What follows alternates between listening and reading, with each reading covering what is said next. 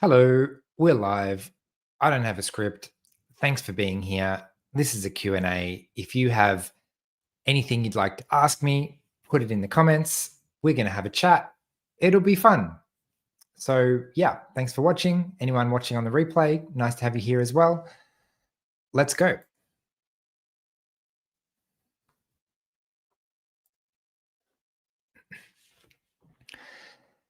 So it's been a big week. Some of you may have seen the Autism Summit that is happening right now. That has basically been the last couple of months of my life has been organizing that. So I see your question, Alan. I'll definitely get to that. I had a feeling that might come up. Yeah, so Q&A today, hopefully about an hour or so is what I've budgeted my energy for. It's been a big week, so we'll see how we go.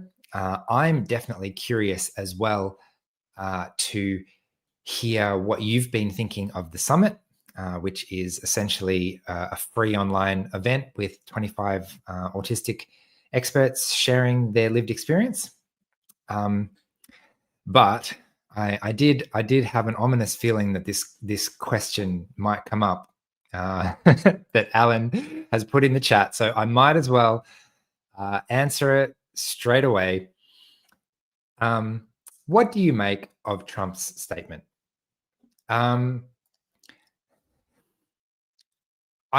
It's hard for me to take stuff like that seriously.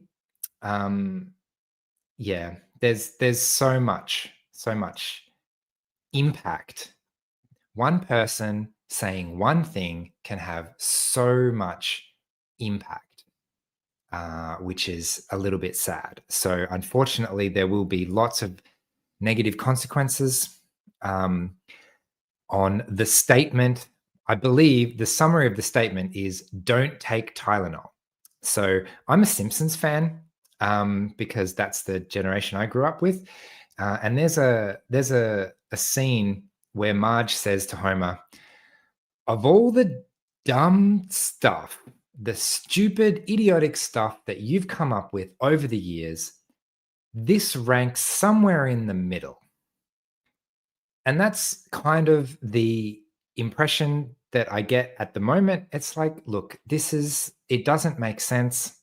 I'm really curious what doctors, like actual medical professionals, react to a statement like that. I mean, I might as well tell you, don't drink tap water. Tap water is bad for you. Like that's how it sounds to me, those types of things. So what can we do? Personally, my reaction to this is let's share more lived experience. I actually wrote a LinkedIn post on this, that it's so easy to dismiss decades of academic research, for example. So, over-the-counter pain medication has been around for a long time. There's no secret about it. But one statement can just ignore everything. So what's harder to dismiss is the presence of a person or the presence of a population or within society.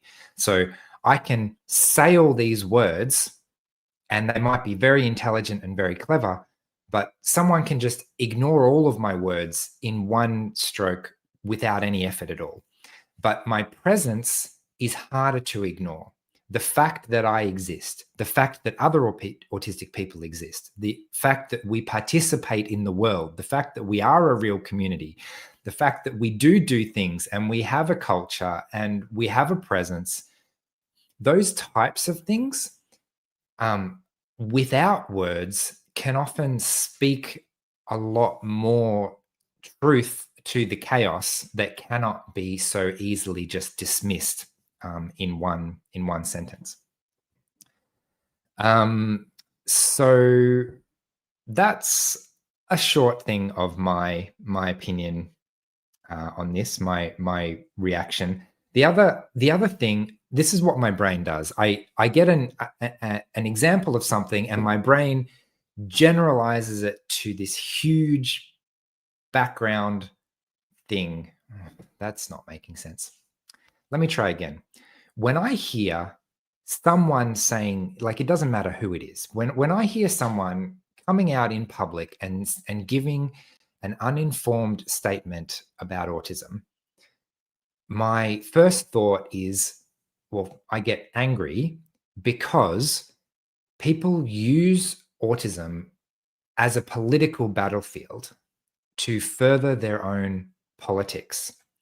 And when that happens, when our community is the battlefield, we're not included in that discussion because it's not about us. It's about other things. And this could be in the US. It happened in Australia just only a couple of weeks ago, I think. A minister decided to make some statements about autism and tell autistic people what they need, and suggest some solutions that we didn't ask for, and it created a huge backlash, like of a similar proportion, for the same reason that when people talk about autism from the outside for political reasons, it's often got nothing to do with us. It often has nothing to do with our reality, our day-to-day reality, and it sometimes has nothing to do with the accepted academic research either. So, yeah. Okay, one last thing on the whole Tylenol thing. I'm really surprised that parents everywhere didn't react to that and go, are you kidding me? Like, of all the things that a good parent is supposed to do, you're telling me don't use over-the-counter pain medication for my children or for myself? Really? Like, is that what? So, one of the speakers at this summit actually is talking about the invisible load of neurodivergent parenting, and all about all of the expectations that people give you.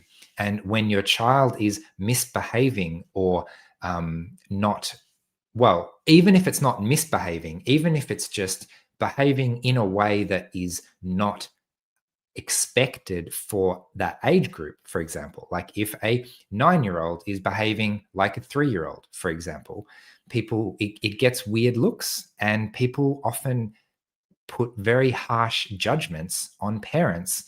You should have done a better job because lots of reasons. So that is really harmful. I personally want to do everything that I can to support people through their journeys, and blaming them usually doesn't help. So let's move on from that topic. Let's move on from that topic to something a little bit more interesting that is actually relevant to our lives, hopefully, which unfortunately, one person saying one thing can have a huge impact on our lives. So, okay, I have been I have not been paying attention to the chat. So here's another question. Picking on Alan again. I've had a very busy week and didn't get a chance to see any of the summit. Would there be any opportunity to catch up on some of it? Very good question. Day 5 of the summit starts in about 20 minutes. So there are 5 days with 5 different sessions each day. And so day 5 is available for the next 24 hours, basically, to watch on demand. And then after that, all day Saturday and all day Sunday, well, Australian time at least, you can catch up on any of the previous sessions that you missed. So we call it an encore replay weekend. And it's basically, we had a live 5-day event, and then for 2 days, it's a replay of that 5-day event. So short answer, good question. Yes, you can catch up on those things. So I'll scan the chat for more questions in a second, but I'm curious what you like about the summit. Has anyone been watching the videos? We've had about 20 different presenters so far, with another 5 today. Okay, I'm going to address this question very briefly. Question, in your opinion, what most likely does cause ASD? So I don't engage in that question at all, for a couple of reasons. Firstly, it's complicated. It's not one thing.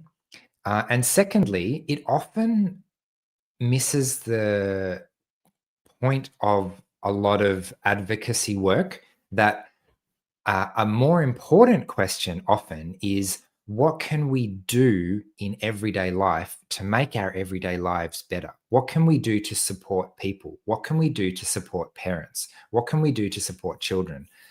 All of that kind of thing. Like, what can we do to make sure that the autistic people that do exist in the world right now, put your hand up, hello, that we are included and that we can contribute to society?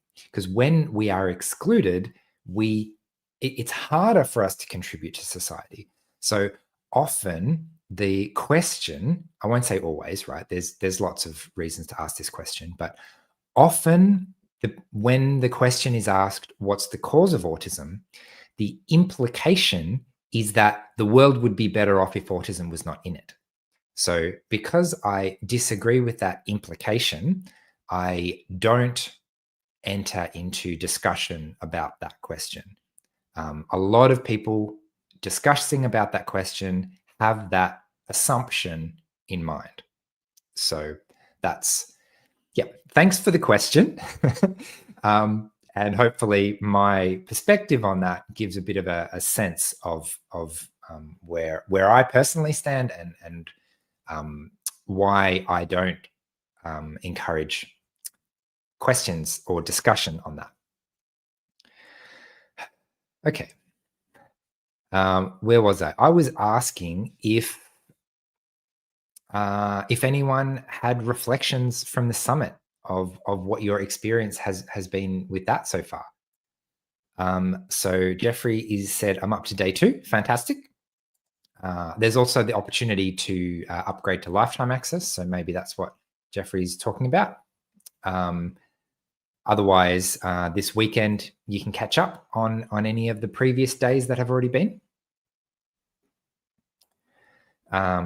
So there's this one, a talk about identity, diversity, and belonging, which was on day 1. So that was really insightful in terms of just the link between all of these things. I personally was, we don't, like, my identity, it just is.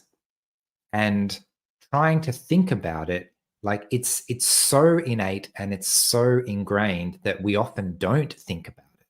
So I found it really interesting to put words to that and say, interesting. So my identity is entirely caught up in my sense of belonging. If I feel like I'm accepted by a community, then suddenly I'm going to identify with that community. I'm one of them, and that becomes part of my identity. So really, really interesting stuff there. Not only like how I can become a part of, like, and belong to the world, but also like what that actually means at an individual level, and how society can respond to that, to acknowledge diversity and build a environment where you can be yourself and be accepted and belong at the same time. Like, it sort of sounds like it's two counterintuitive things. Like, am I going to be myself or am I going to belong to the group? Well, what if we could have both of those things at the same time? Okay. What do we have next? So thanks for that, Emerald Queen. I completely understand where your question was coming from, so thanks for that. Okay.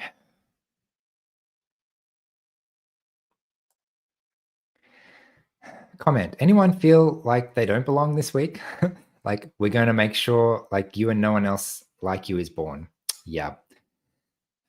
I just said a few minutes ago that I didn't want to lean into that too much, but we have to acknowledge that it feels like that a lot of the time when autism is talked about like it's a problem. It feels like I am the problem, and people want a world where I don't exist in that world. So the opposite of that is a world that embraces autistic people, that embraces diversity, including neurodiversity, that allows me to be a part of the world. It's not, in some sense, it's not necessarily about providing special accommodations for me as a person.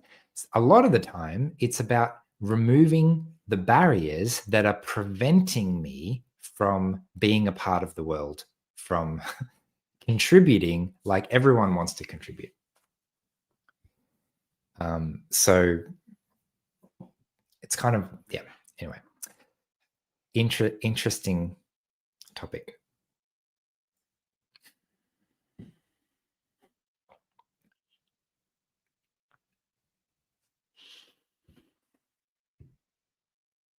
Has anyone here tried meditation? I have recently tried. Yeah, I'm recently looking into a new meditation practice to try and regulate my brain waves. So that's what I'm currently interested in. This is what happens if you don't ask me questions. I ask you stuff, because for me, I'm looking at a screen right now. So my interaction is your comments. So I'm curious. Oh, actually, another one of the other sessions that was insanely popular at the summit was the energy accounting session, and so that relates to what I was about to say. Is that there's a link between relaxation, like physical relaxation, and mental relaxation is not quite the right word, but how do I empty my brain when it's too full? So if I'm overstimulated, what next? What next after being overstimulated? Option one is just stop the input.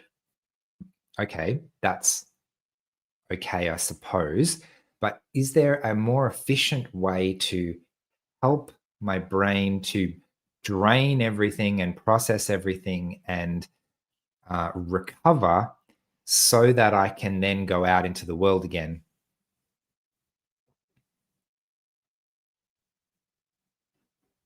Okay, let's try this question.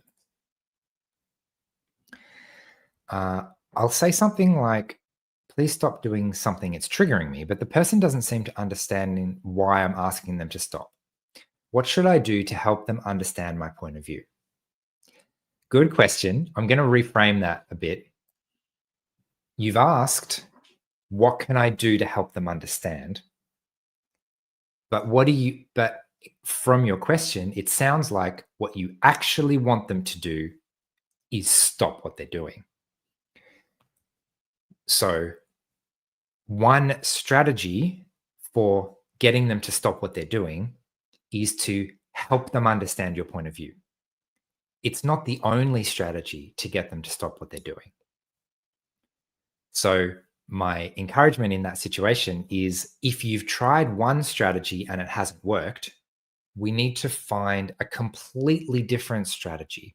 So the strategy might be, instead of trying to get them to understand how much it's hurting me, I can just give them a really simple story, or I can ask more firmly, or I can get help to pressure the person into stopping the thing, potentially, like whatever is appropriate in that situation.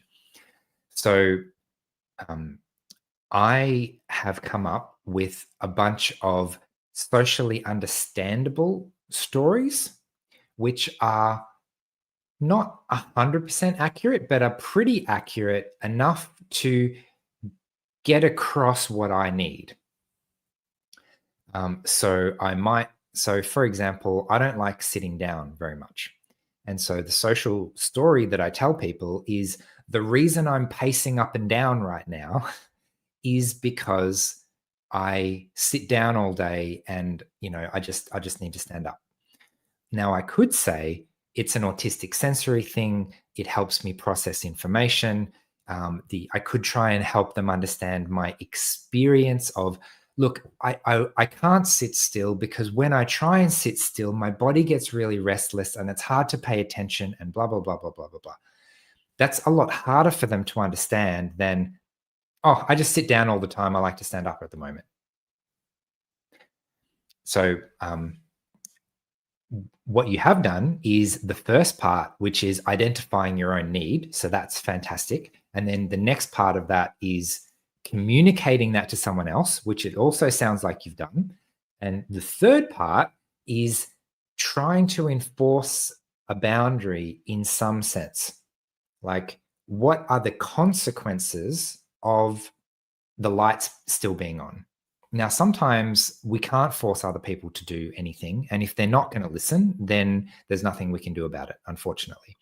So in that sense, it might be, look, I would love to stay at lunch right now, but the lights are too much. And so if we can't find a solution to that, I'm going to have to go home soon. Anyway, thanks for the question, Eleanor. Hopefully that was something for that question. Oh, I found another question. There's probably questions I've missed. So if you have another one that you'd like me to look at, let me know. Who or what inspired you to become a part of YouTube? I'm imagining mining gold at the moment for no particular reason after reading that sentence. So who or what inspired you to become a part of YouTube? My initial motivation for starting a YouTube channel was to get greater exposure for my Shave My Dreadlocks campaign. So as some of you may know my origin story, I think I've got a playlist of my origin story. My origin story, like I'm some kind of superhero. When I discovered autism, the first thing I discovered was the mask that I had been literally wearing on my head, which was my hairstyle at the time. And it became increasingly obvious that I needed to let it go. I'd had dreadlocks for about 15 years by that stage. I had developed a whole bunch of really effective coping strategies, read masking strategies that I was using based on those dreadlocks to present a persona and to get by in certain situations. And I realized that part of accepting autism and telling people, like starting to tell people about autism, starting to unmask, was I needed to let go of this coping strategy that I developed when I was 16, right? So I decided to shave my head, right? That's a way to raise money for charity. Why is my nose so itchy? So that's why I started a YouTube channel. And then after I shaved my head, I'm like, well, people are probably curious what it's like a week after shaving your head. So I did a couple more videos. And then I just kept going. I am really passionate about sharing the inside experience. that was the other part of my story was reading Look Me in the Eye by John Elder Robinson and really resonating with the inner experience that he was describing and how different that experience was to what other people could see on the outside. And I instantly recognized that my experience is extremely different to what other people can recognize on the outside. So I wanted to start sharing that more and more. And bear in mind, this was 10 years ago. There were not that many public autistic people 10 years ago. It's absolutely exploded in the last couple of years in terms of late identified adults being vocal about it. And instead of saying, oh, I think I've got autism, but I better not tell anyone, instead it's like, oh, I think I'm autistic. I think I'm going to find other people who are autistic. I think I'm going to put it on my LinkedIn profile. I think I'm going to actually tell the people in my office and tell my family and maybe even, make a blog about it on the internet. So the world we live in today is very, very different to what it was 10 years ago when I first started sharing that story. Like it felt like an imperative. I just needed to getting that information out there. So just want to quickly acknowledge, thank you, Eleanor. Thanks for joining us for a little bit. And I'm sure I'll see you at another time. Yeah, so that was the imperative for me. I originally started a blog, actually, like a written blog. And for the first couple of videos I made, I was trying to do both. I was trying to do like a written blog and then do a video about it. And that just wasn't working. Because I would either write the written blog and then go to try and do a video, and then it would be really hard because I wasn't very good at doing videos. Or I would do the video, which was really hard, and then I would go to write the blog, and then the blog would kind of just be like a summary of the video. So yeah, that was just too much work, and then I just stuck to YouTube and dropped the written part of it.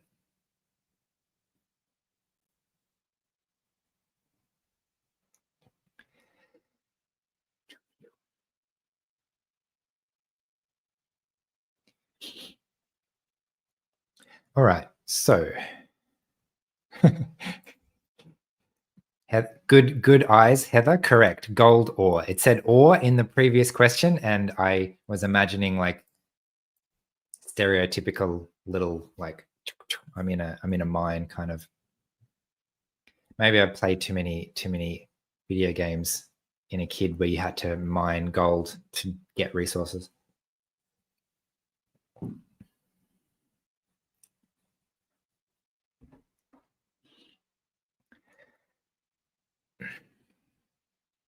So the other thing that I've been doing recently that I'm be curious as to your opinion about, I've done a couple of videos on masking and unmasking, specifically outlining some common strategies.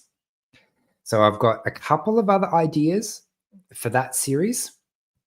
But if there's something specific that you'd like me to cover on masking, or that would be really helpful. My whole perspective on that is just trying to bring a little bit more nuance to the conversation of masking.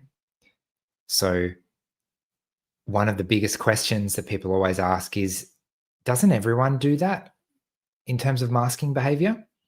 And that's the problem. Like, yes, everyone does sort of like the outward persona that I'm presenting is a version of what I'm experiencing on the inside. So how do we put those two things together?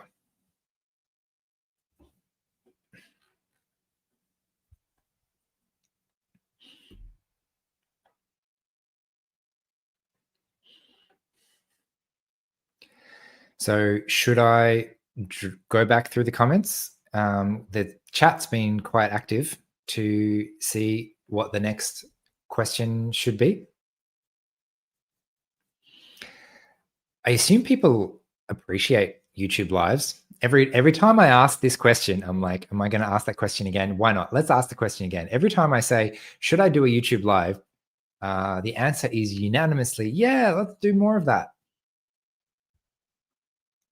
And my question that's hard for me is, what aspect of this?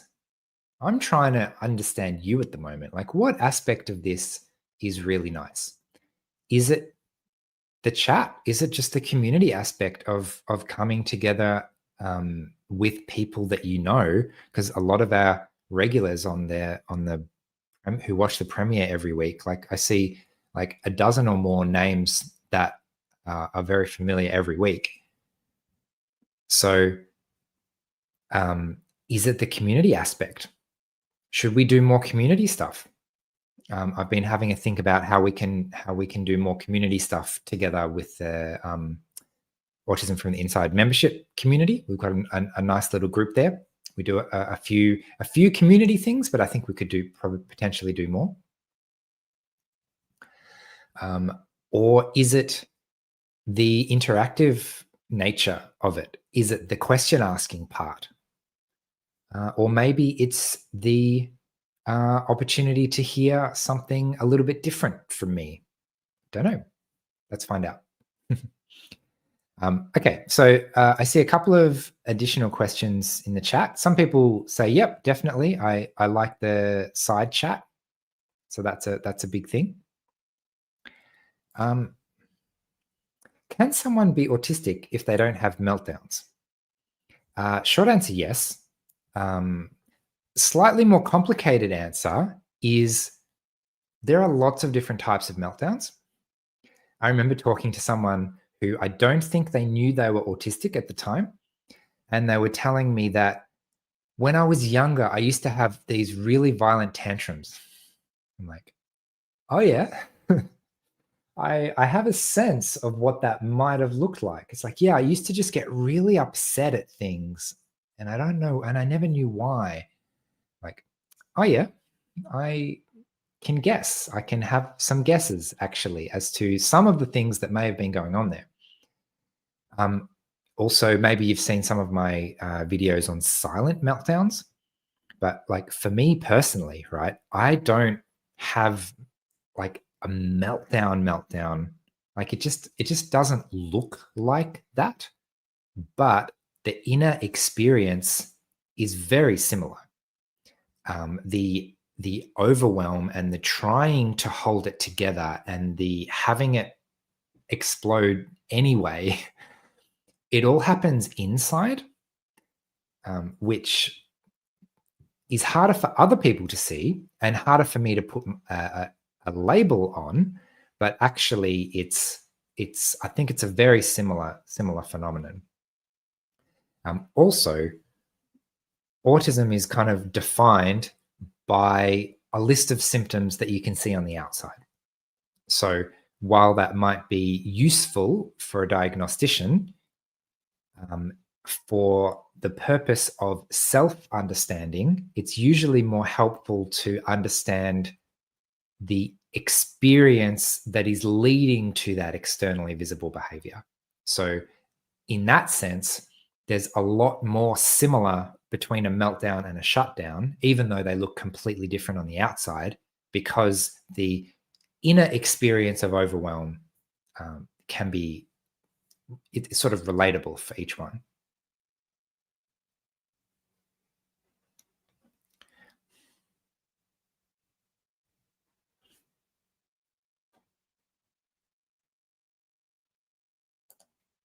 Yeah, interesting comment. Something like jiu-jitsu would be a way of exercise and meditation to deal with stuff. I personally used to do taekwondo. That was fantastic. This is, a decade before I figured out I was autistic. But there's a lot to be said about physical exertion of energy and movement with regard to energy and stress and mental health. So that's a little bit personal because everyone kind of resonates with a different thing.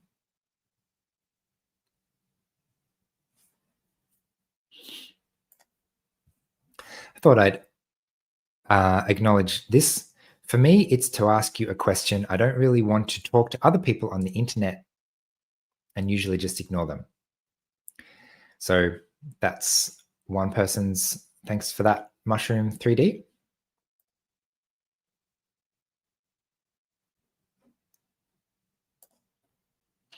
You'll notice that sometimes I put a question / comment on the screen so that I can read it because it's hard for me to get a sense of what is actually in the comment before I read it word for word.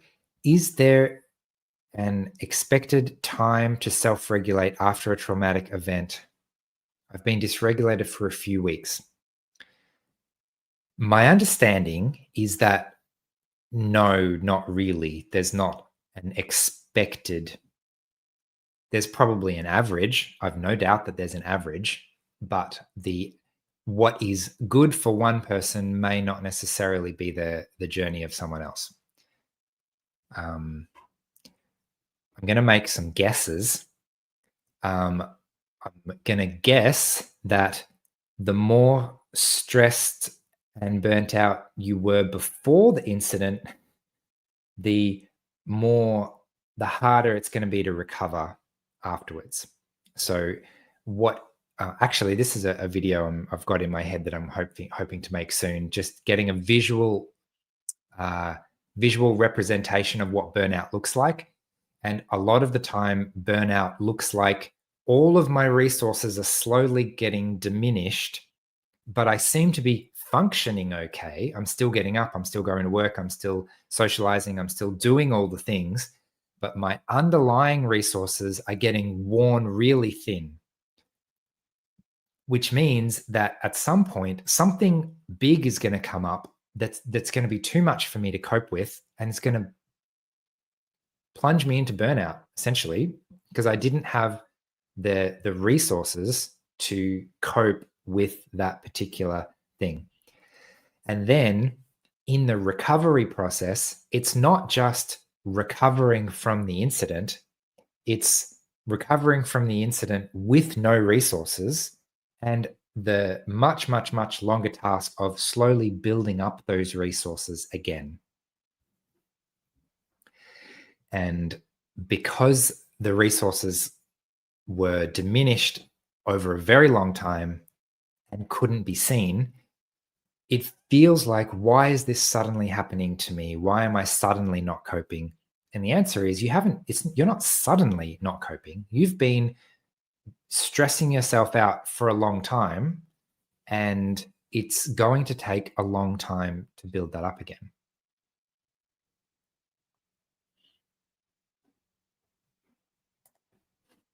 Oh, question, : that helps me a lot.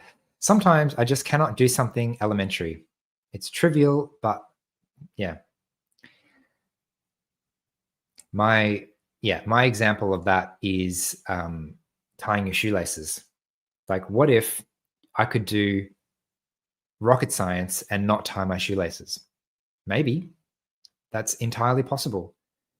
I was having a chat to someone the other day about what to do about your weaknesses, for lack of a better word. And there are essentially two main strategies. And strategy number one is to ignore it and just say, I will never be able to do that thing, and avoid it for the rest of your life, and come up with coping strategies so that I never have to do that exact thing that I can't do, that everyone else can do. Completely fine. That works for a lot of situations, especially if there are readily available alternatives so that I don't have to do that exact thing.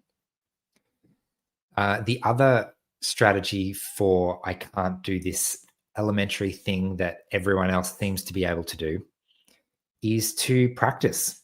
Just practice. Put a lot more work, a lot more effort in, It's not going to yield that much in terms of results because I'm not naturally gifted in that area. But if I practice and practice and practice and practice and practice, I'll bring my level up from horrifically low to a little bit low, but not problematically low. So they're the kind of two rough categories of strategy. Like if I'm really struggling with something, do I give up completely? Maybe. Or do I decide to put in a lot more work to bring it up until it's not a problem? What I don't want to do is continue to invest a lot of time and a lot of energy into that one thing because I'll never be good at it because I'm just not naturally gifted in that area. So for me, that area is visual, anything that requires detail in visual stuff. I just have it's not quite the aphantasia level, but it's close. I just do not see or remember or notice physical details, visual details. Alternatively, sometimes the elementary thing is something I can do very easily, but I just can't seem to do it today. And in that case, the model that I use for that is my executive function model that has different links in the chain. And if you've got one of the links in the chain is broken, doesn't matter how hard you pull that chain, it's not going to work. So executive function requires a few different things to all be working together. And when one of those things, even a tiny little thing, is not there, the whole thing falls over. And it doesn't matter how much I could do it yesterday if it's not working today.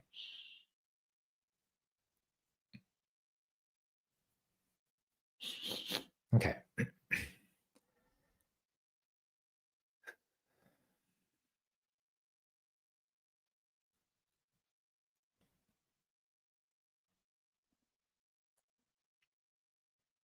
Okay, let's see if I can decipher this question. Thanks for this, David. How do you deal with offices and such, like doctor's appointments, communication barriers, leaves me feeling pat on the head and dismissed? Seem to be a couple of questions in that. Let me answer the first thing that came to mind, which may or may not have been the initial point of the question, but how do you deal with sitting in waiting rooms? And for me personally, number one, I try not to sit if at all possible. Number two, I'll bring headphones with me or something so that I've got something to just sit and focus on. I will often just sit and breathe and pretend like this is like a meditation break that I have chosen to do. It's like, oh, someone has given me 10 minutes to sit here and be peaceful. Okay, let's do that. Oh, I've been interrupted because the doctor wants to see me now. Okay, never mind. I only did 8 minutes of my 10 minutes. That's fine. Another thing I like to do, TVs often have a little off button on the side. And so if I'm in an empty waiting room, I will sort of covertly turn off the TV and see if anyone notices. So that's one.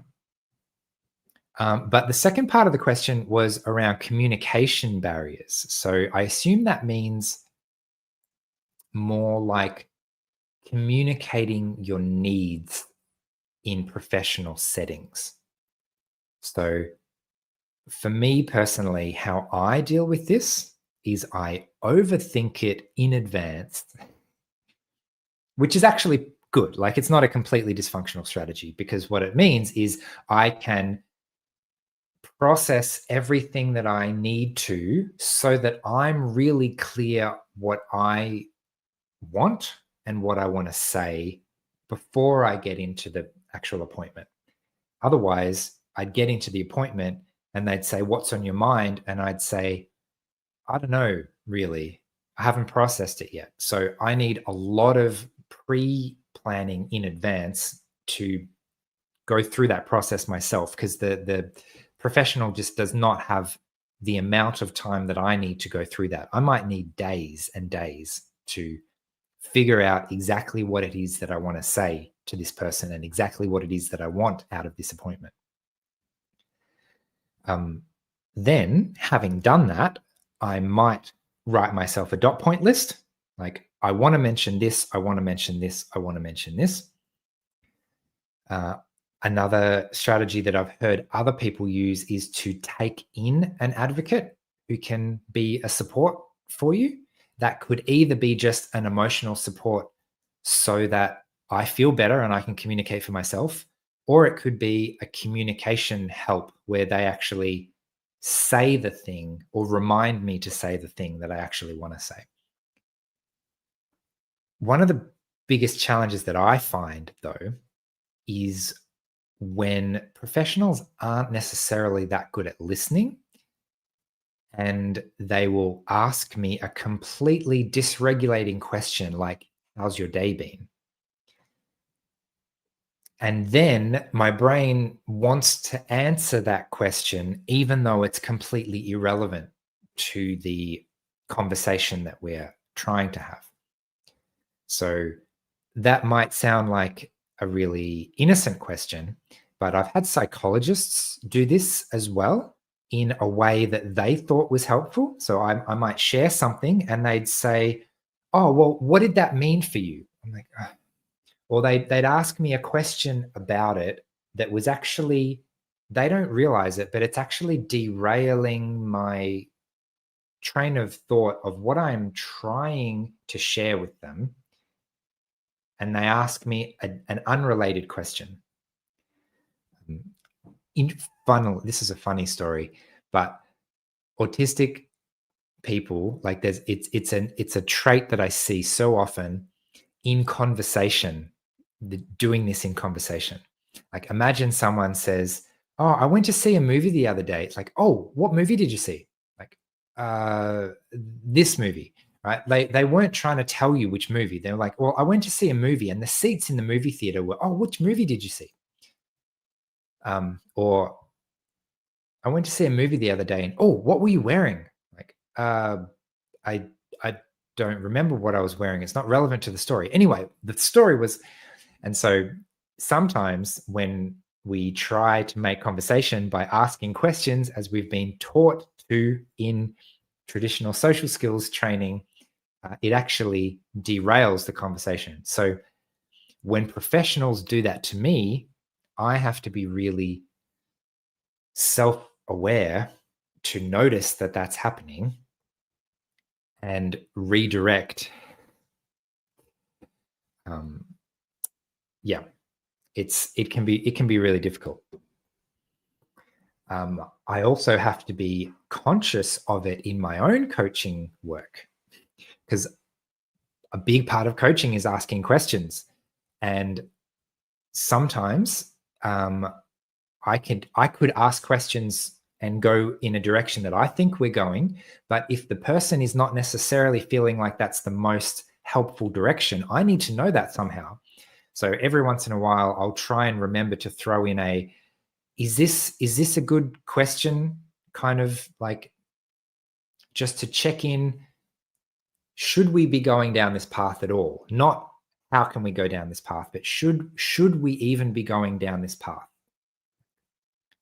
Like, what did that mean for you? Is that a helpful question, do you think? Like, yeah. I should definitely explore what this means for me. Thanks for asking. And I know, as a coach, I know when I'm on the right track. This is one of my favorite parts of coaching. Very often people will say something out loud like, yeah, that's a good question. Like, yes, got it. Definitely on the right track. Definitely doing the right thing here.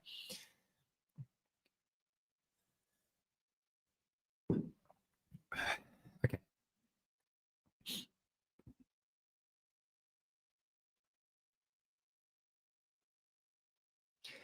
Did we see this question before? Do you think jiu-jitsu would be a good exercise and meditation to look into? Yes. it sounds plausible. There are lots and lots of plausible meditation exercise things that are great. Yeah, there are lots, and especially one with a philosophical tradition is not really what I want to say, but like just martial arts in general, they're not 100% physical. Like there's a bit of an element of being centered as well, which is really helpful.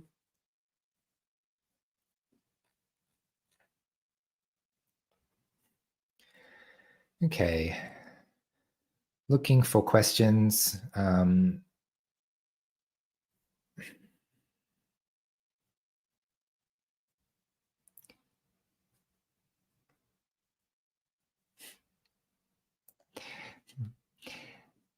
Yep. I completely resonate with this, Heather. Once I had words to realize what was going on, especially in the psychology appointments,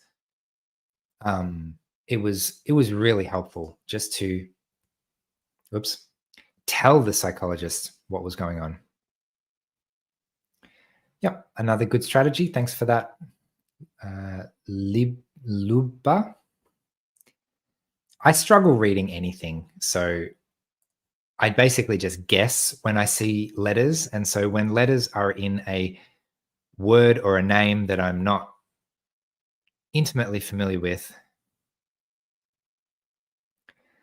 my brain takes a long time to figure out what is going on. Actually, that's a really good example of what I was talking about before about weaknesses and building them up until the point where they're not a big problem anymore. So one of my weaknesses is reading, and I worked on it hard enough that it's not really a big problem in most situations. But it still is a problem if I have to encounter a word that I haven't seen before, or if I have to, it's just, whereas most of the time I can avoid that by using technology to get my computer to read things for me. So, are there support dogs for autism? Yes.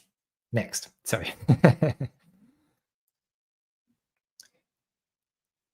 I don't know a lot about this. I personally know probably 2 or 3 people who have support dogs for specifically for autism. And one thing that I think they can be directly trained for is to alert you when it's like an alert dog, right?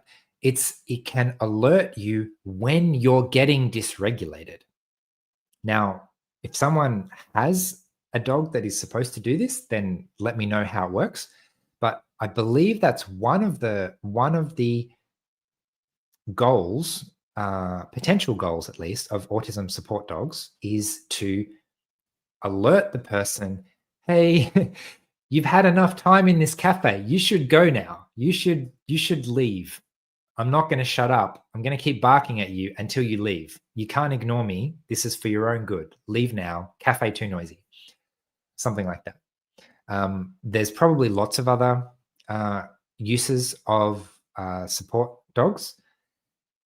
They're insanely expensive, and which makes sense because they need so much training.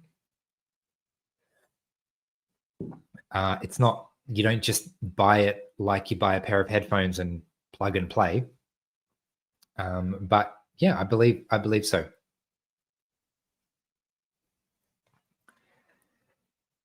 Okay. So putting question in front of your question definitely helps me find it. I'd love a support cat for autism. You know what?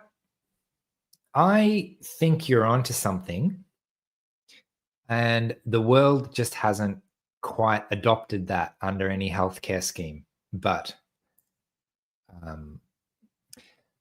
I Personally, no.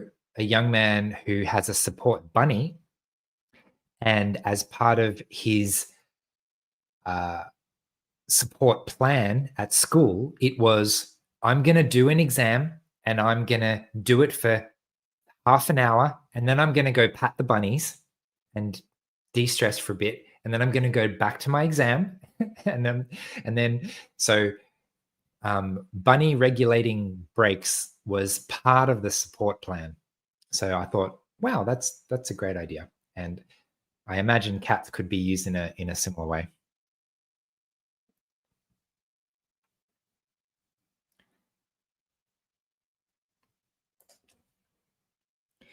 Okay, question from Iggy. One of your videos, how about how autistic people express affection? Is this for romantic affection only? No.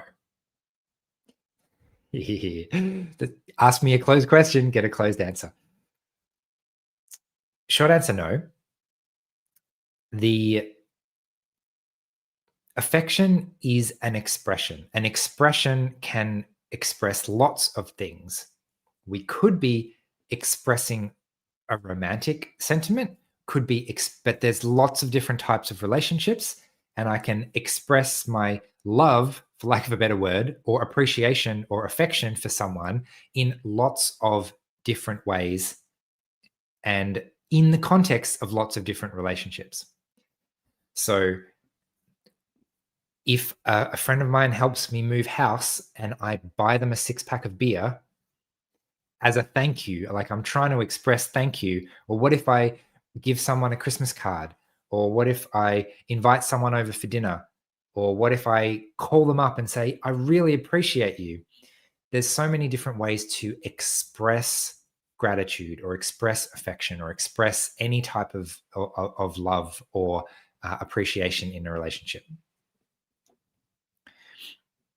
But yeah, as some of you may know already, but one of my favorite sessions at the summit, which was yesterday, was around increasing intimacy in relationships. So if you get a chance to watch one of the sessions, that's definitely one of the. It's so hard to narrow it down because there's so many good ones, but.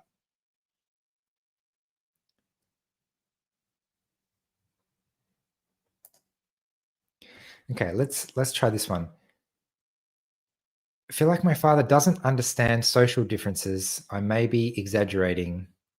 Oh, he may want to understand, but I feel like he fails to. Yep.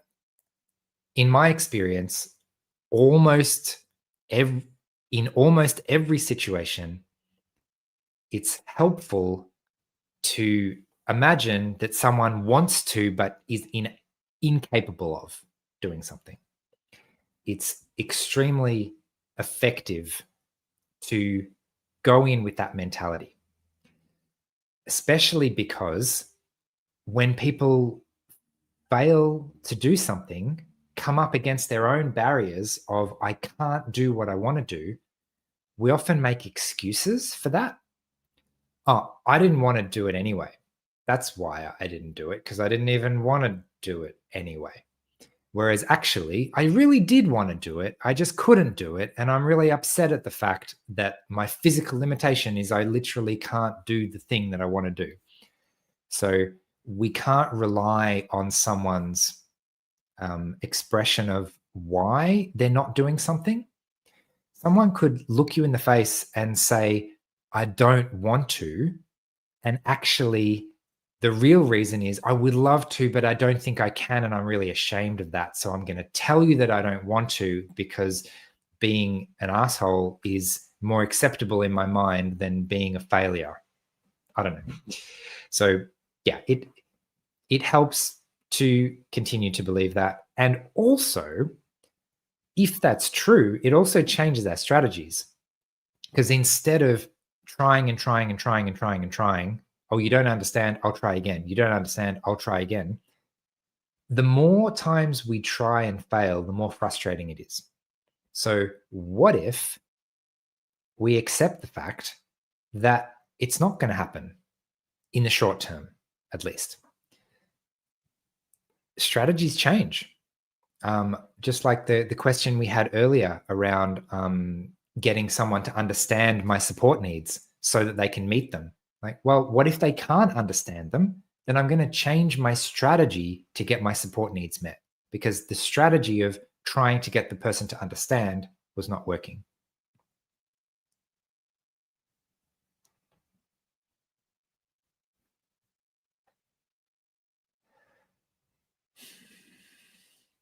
I'm going to read this question and see if there's something I can say. How do you personally tackle misogyny in the autism community and in the world at large?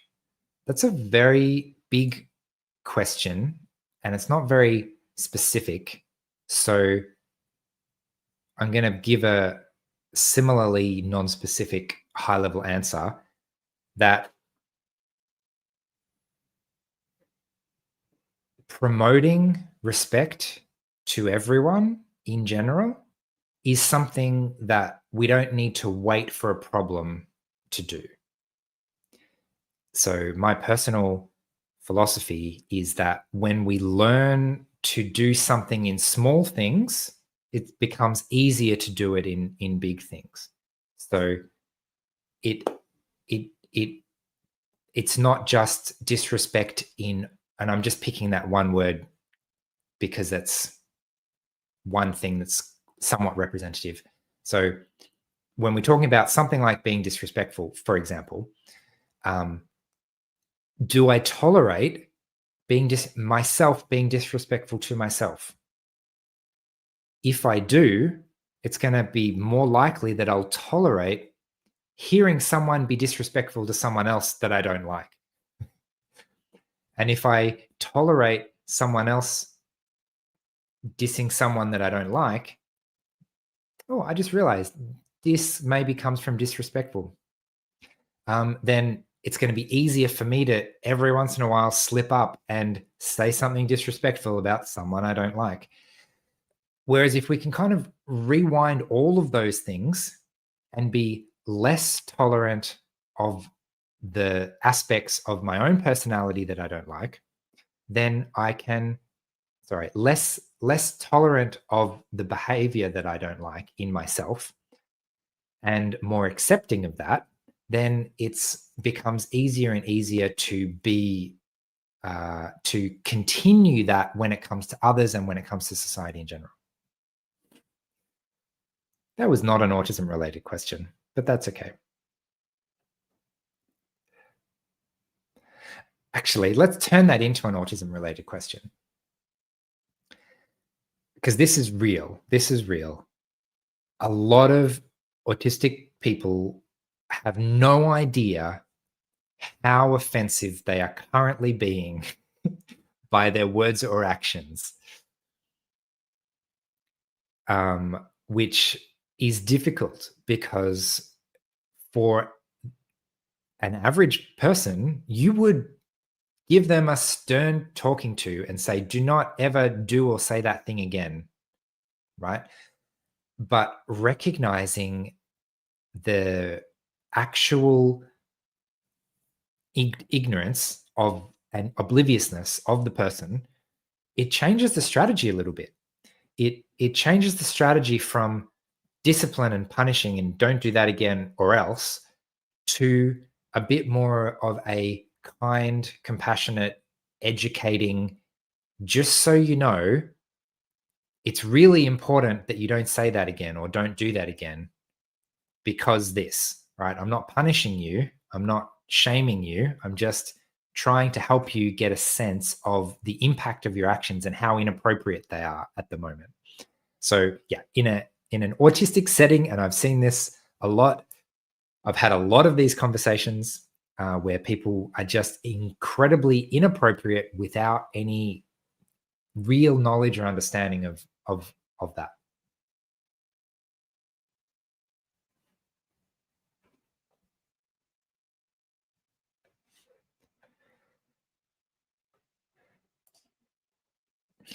What are the links in your ability chain? So this is referring to the executive function chain that I was talking about before. It's not coming to mind exactly at the moment. So it's from a series that I put together for a webinar, like detailing executive function. So I'd have to go and find that. But it's something like you've got the motivation. You need to understand what's going on. You need the ability to actually do it, and things like that. So it's more of an internal thing where I'm asking myself the question, do I understand what I'm going to do at the moment? If I don't understand, then I need to go and fix that link in the chain. Okay, now that I do understand what I'm doing, do I have the skill to put it into practice? If the answer is no, I don't have the skill to put it into practice, then I need to go and practice the skill until I eventually do have the skill to put it into practice.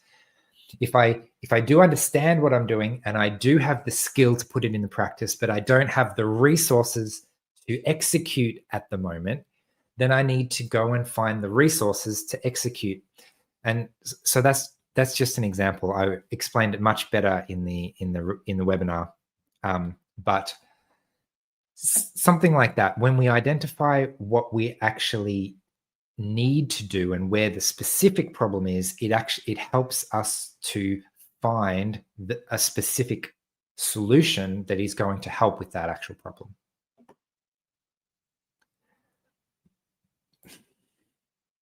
All right, this is another one of the summit talks, which was also great.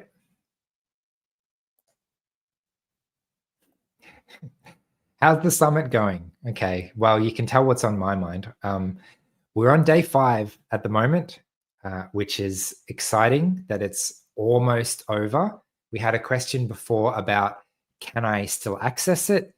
Yes, you can access everything tomorrow for 48 hours. So we're on day 5. And so currently there's only 5 that are available for free.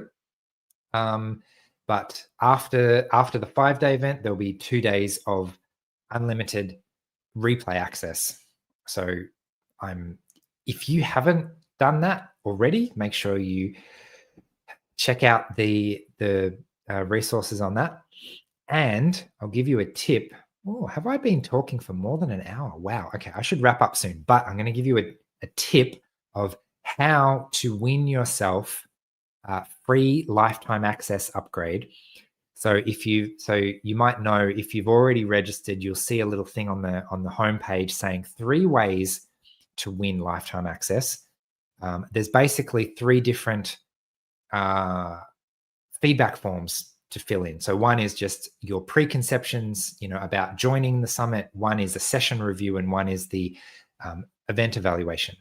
And the secret that I want to tell you is that if you fill out the event evaluation, you only get 1 entry into that one.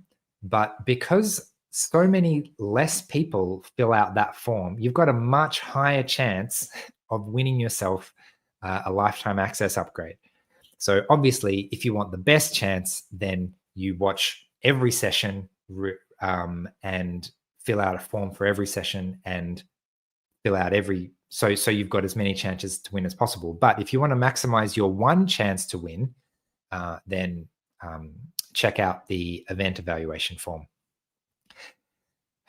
Okay, I should probably wrap up today because I've gone slightly over what I intended, but that is okay. So thanks everyone for asking a question. Thanks for